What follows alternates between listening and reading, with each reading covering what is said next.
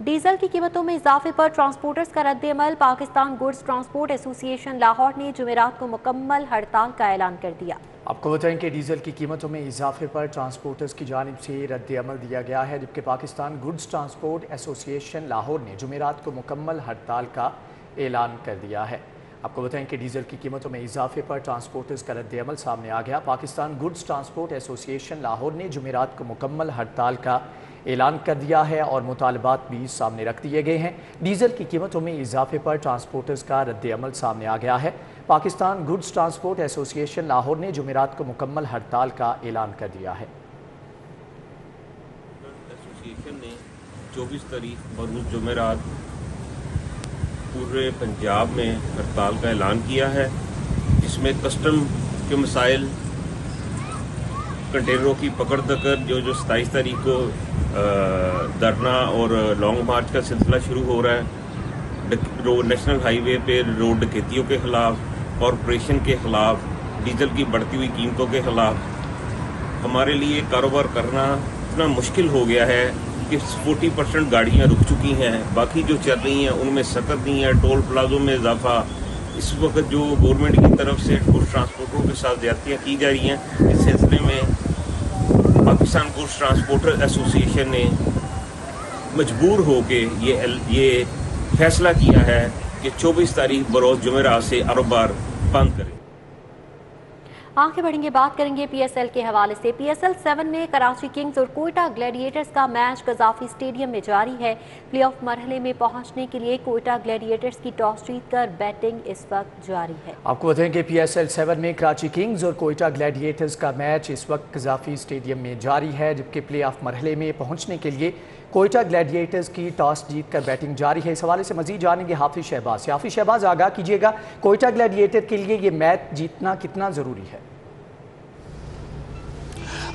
جی بالکل، اس وقت Gaddafi stadium میں کوئٹہ گلیڈیٹرز اور سابق چیمپئن کراچی کنگز کی ٹیمیں آمنے سامنے ہیں۔ اگر کوئٹہ گلیڈیٹرز نے پلے آف مرحلے میں پہنچنا ہے تو انہوں نے یہ میچ جیتنا ہے، نہ صرف یہ میچ جیتنا ہے بلکہ بہت اچھے مارجن سے جیتنا ہے، کیونکہ اس وقت جو ان کا رن ریٹ ہے وہ مائنس میں ہے، اور اگر وہ آج یہ میچ جیتے ہیں تو پھر وہ اسلام آباد یونائٹڈ کے برابر 8 پوائنٹس پہ آ جائیں گے۔ پھر اس کے بعد یہ میچ جیتنے کے بعد انہیں اسلام آباد یونائٹڈ کا جو سیکنڈ ٹائم میچ ہے ملتان سلطانز کے ساتھ، اس میچ کے رزلٹ کا انتظار کرنا ہوگا، اور اس میچ میں نہ صرف اسلام آباد یونائٹڈ کو ہارنا ہوگا بلکہ بری طرح سے ہارنا ہوگا، پھر کوئٹہ گلیڈیٹرز کے لیے کوئی چانس بن سکتا ہے۔ اس وقت کوئٹہ گلیڈیٹرز نے آج ٹاس جیتا ہے اور انہوں نے پہلے بیٹنگ کرنے کا فیصلہ کیا۔ اس وقت ان کی بیٹنگ جاری ہے۔ جیمز فرینکلن کے جانے کے بعد کوئٹہ گلیڈیٹرز نے محمد عرفان جو فاسٹ بالر نے ٹیم میں شامل کیا ہے، اور کوئٹہ گلیڈیٹرز کی ٹیم اس وقت دباؤ میں۔ اگر اس ٹورنامنٹ کے حوالے سے بات کی جائے تو کراچی کنگز کی ٹیم اس ٹورنامنٹ میں صرف اب تک ایک ہی میچ جیت سکی ہے، جو انہوں نے لاہور قلندرز کے خلاف کامیابی حاصل کی تھی، جو ان کا 9واں میچ تھا اس لیگ میں۔ تو کوئٹہ گلیڈیٹرز اس میچ میں سے فیورٹ کہا جا سکتا ہے، لیکن کوئٹہ گلیڈیٹرز میں میچ جیتنے کے ساتھ ساتھ اپنا رن ریٹ بہتر کرنے کا بھی پریشر ہے۔ جی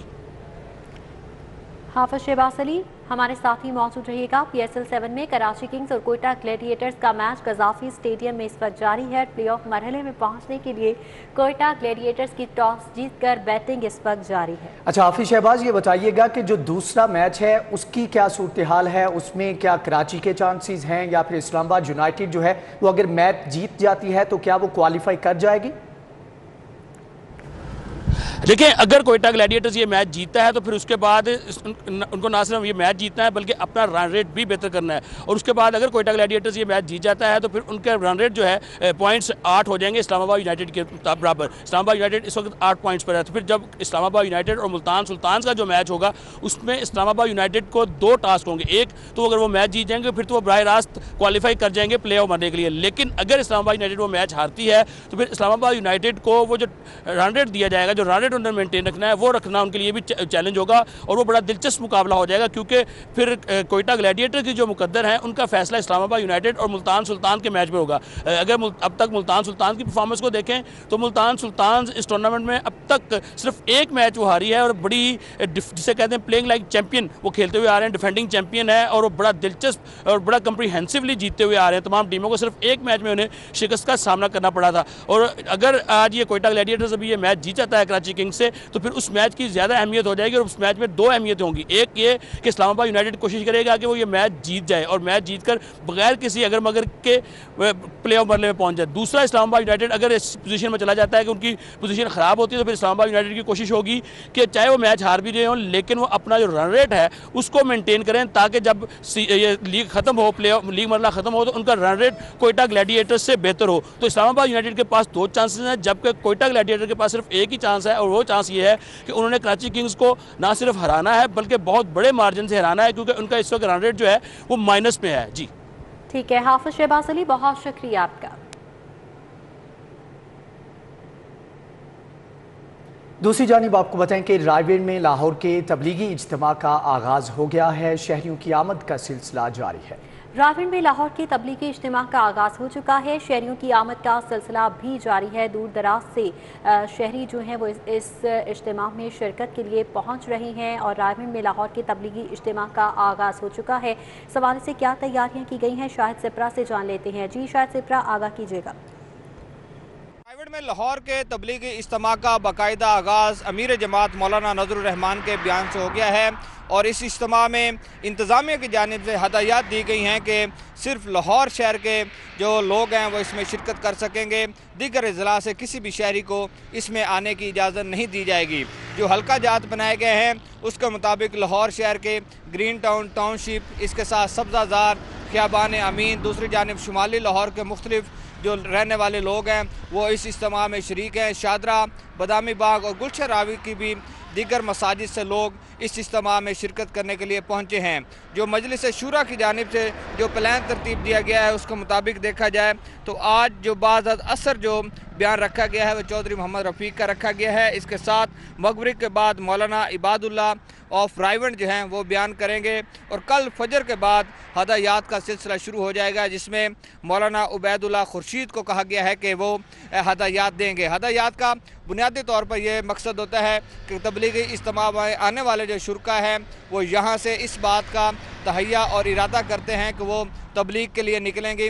मुख्तलिफ जमातें यहाँ से तबलीग करने के लिए मुख्तलिफ इलाकों में रवाना होती हैं, तो उन तबलीगी जो जमातें हैं उनको हदायत की जाती हैं वो मसाजिद में किस तरह क़याम करेंगे, उनके क़याम व तआम का किस तरह मामला होगा और तबलीग के हवाले से भी वो किस तरह जाने वाले इलाकों में जो लोग हैं उनको किस तरह इस बात पर आमादा करेंगे कि वो भी तबलीग के लिए निकलें। हदायत होंगी और उसके साथ मौलाना उबैदुल्लाह खुर्शीद ही दुआ करवाएंगे, जिसके बाद रायवेल में लाहौर का जो 2 रोज़ा तबलीगी इज्तिमा है ये इख्तिताम पजीर होगा। इंतज़ामात की बात की जाए तो बड़े पैमाने पर गाड़ियाँ पार्क की गई हैं, पार्किंग स्टैंड बनाए गए हैं। इसी तरह पुलिस और इंतज़ामिया ने दाखिली रास्तों पर सिक्योरिटी के भी सख्त इंतजामात कर रखे हैं। सिक्योरिटी के सख्त इंतजामात किए गए हैं। बहुत शुक्रिया शाहिद सिप्रा। एफबीआर ने government officers cooperative housing society और बोर्ड ऑफ रेवेन्यू एम्प्लॉयज़ को कोऑपरेटिव हाउसिंग सोसाइटी का 5 साला ऑडिट करके भारी टैक्स आयद कर दिया है। एफबीआर की जानिब से government officers cooperative housing society और board of revenue employees cooperative housing society का 5 साला ऑडिट किया गया है और ऑडिट करके भारी टैक्स आयद कर दिया गया है। कोऑपरेटिव हाउसिंग सोसाइटीज़ एफबीआर के शिकंजे में आ गई हैं। मज़ीद तफसीलात रिजवान नकवी से जान लेते हैं। जी रिजवान नकवी, बताइएगा कितना टैक्स आयद किया गया?